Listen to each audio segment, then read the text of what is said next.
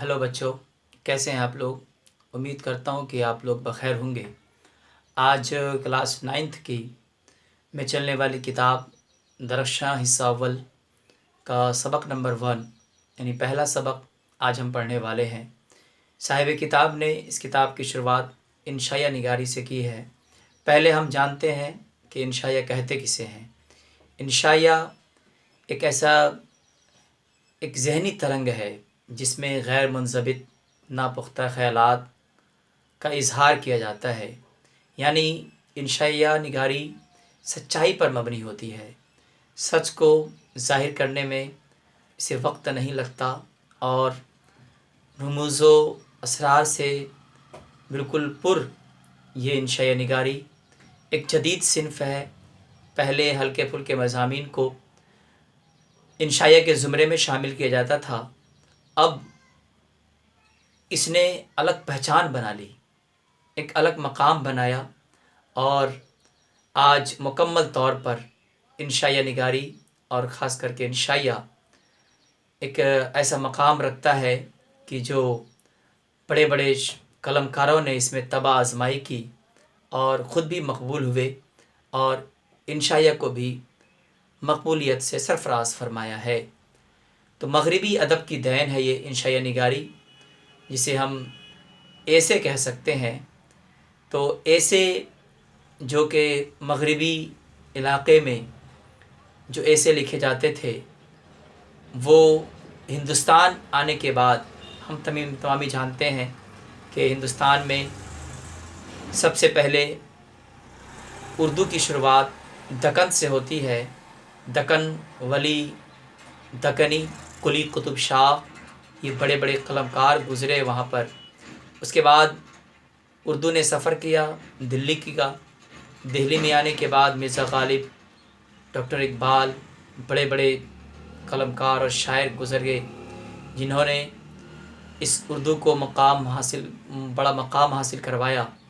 उसके बाद दिल्ली से उर्दू ने रुख किया लखनऊ का। लखनऊ में आतिश लखनवी, मिर्ज़ा दबीर, मिर्ज़ा सलामत अली दबीर, इन बड़े मिर्ज़ा अनीस, बड़े बड़े शोरा ने इस उर्दू को मकाम हासिल करवाया है। तो मगरिबी अदब की देन है ये इंशाया निगारी। इसमें बड़े बड़े शोरा, बड़े बड़े कलमकारों ने तबाह आजमाई की है। दौर जदीद में जो हालात पैदा हो रहे हैं, इस हालात से इंशाया निगारी ये वाकिफ़ कराता है,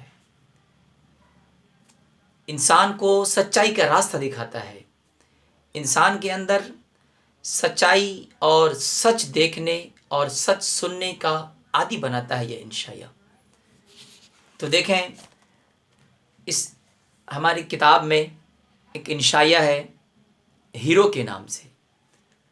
उस इंशाया को लिखा है सैयद मोहम्मद हसनैन ने, जो कि 2 अक्टूबर 1920 को पटना में पैदा हुए और खुदादाद सलाहियत की बुनियाद पर बेशुमार डिग्रियां हासिल की, बेशुमार जगहों पर तालीम हासिल की और उसके बाद खाके भी लिखे, बेशुमार मज़ामीन भी लिखे इन्होंने। लेकिन जो मकबूलियत इनको इंशाया निगारी में हुई, वो मकबूलियत किसी और सिन्फ़ में नहीं हो सकी। वजह उसकी यही थी कि इन्होंने इस फ़न में, इंशाया निगारी में मुकम्मल तौर पर मेहनत शाक़्क़ा से, अपनी लगन के ज़रिए से इसमें तैयार थे और इसमें लगे रहे। इसी वजह से इनको बहुत बड़ी मकबूलियत हासिल हुई। बेशुमार किताबें भी लिखी इन्होंने और निशात ख़ातिर एक किताब है इनकी, बहुत मकबूल हुई और आज तक वो किताब चल रही है। बड़ी बड़ी लाइब्रेरियों में वो किताब मौजूद मिलती है। तो पता चलता है कि ये कितने बड़े इंशाया निगार गुज़रे हैं।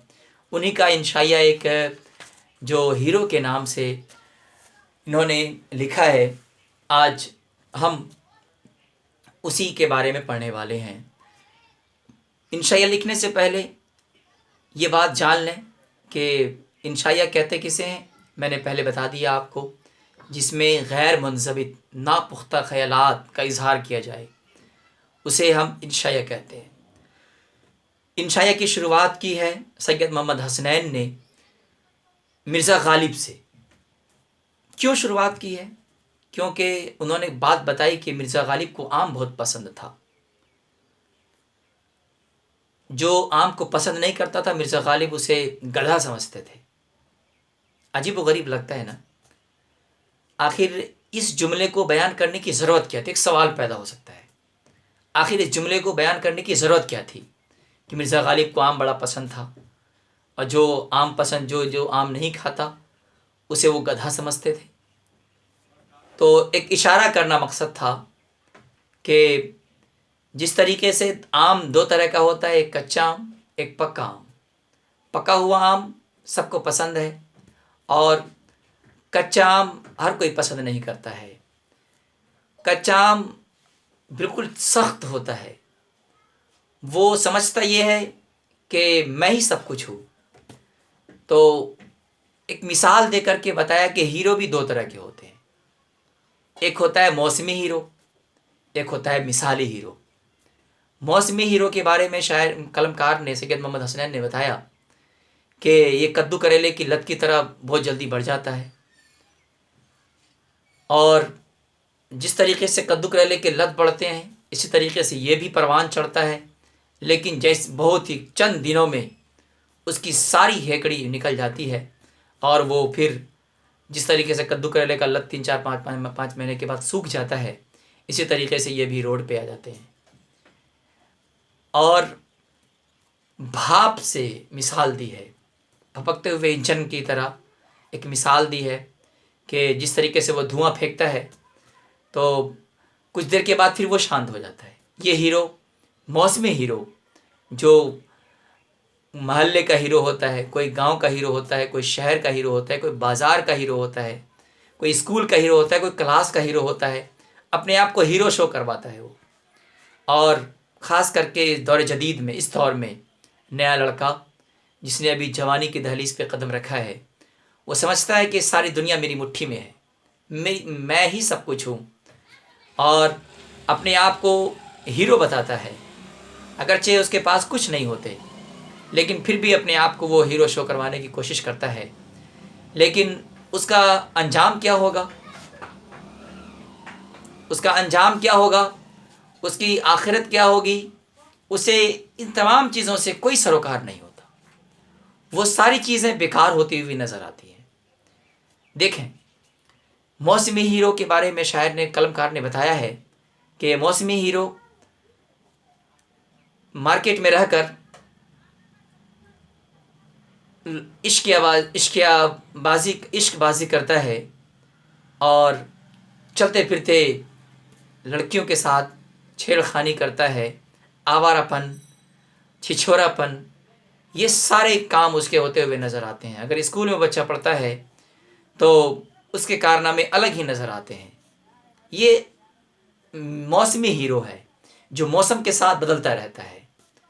وقت جیب میں پیسہ ہے تو اپنے آپ کو بہت بڑا تیس مار خان سمجھتا ہے، اگر جیب میں پیسہ نہیں ہے تو سارے معاملے اس کے ختم ہوتے ہوئے نظر آتے ہیں۔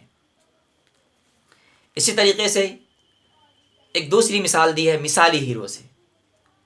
یہ مثالی ہیرو عام طور پر اس کو لگتا ہے ایسا ہے کہ میری زندگی تو بیکار ہے، دین کا کام کیا، اچھا کام کیا تو کیا کیا، کوئی سکون نہیں مل رہا ہے مجھے۔ لیکن یہی پریشانی اسے ایک دن کامیاب کرتی ہوئی نظر آتی ہے۔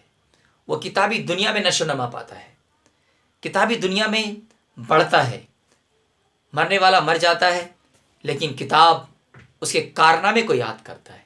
یہ ہے مثالی ہیرو۔ اور موسمی ہیرو صرف دنیا بھر کے لیے کرتا کیا ہے؟ وہ موسمی ہیرو آخری عمر میں توبہ و استغفار کر کے اللہ والا بن جاتا ہے۔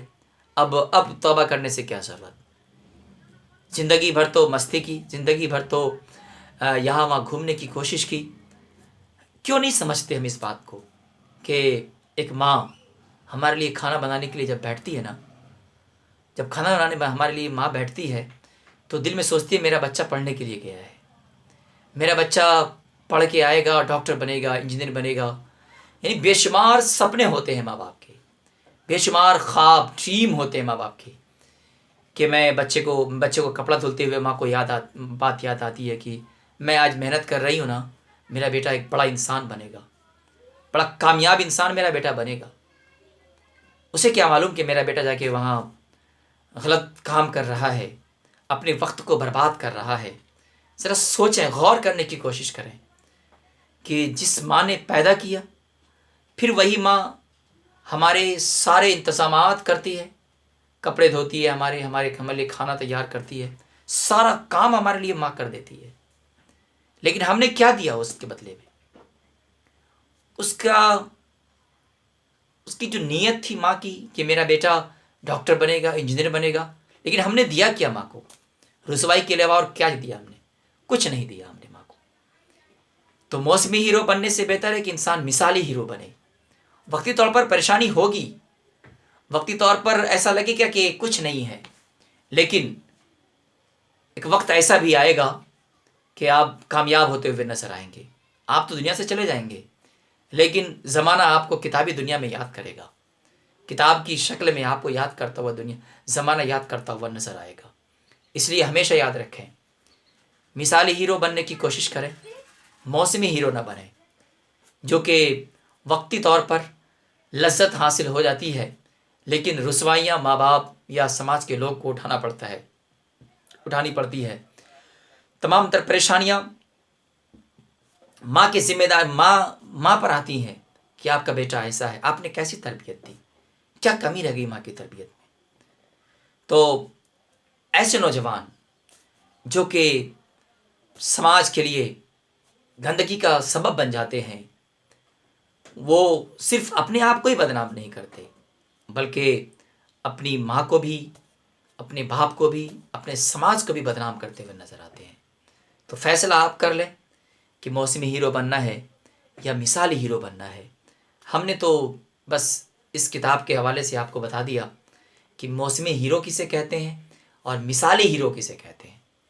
اور اس کتاب میں، اس چیپٹر میں لکھنؤ کے 2 بانکوں کا بھی ذکر کیا گیا ہے۔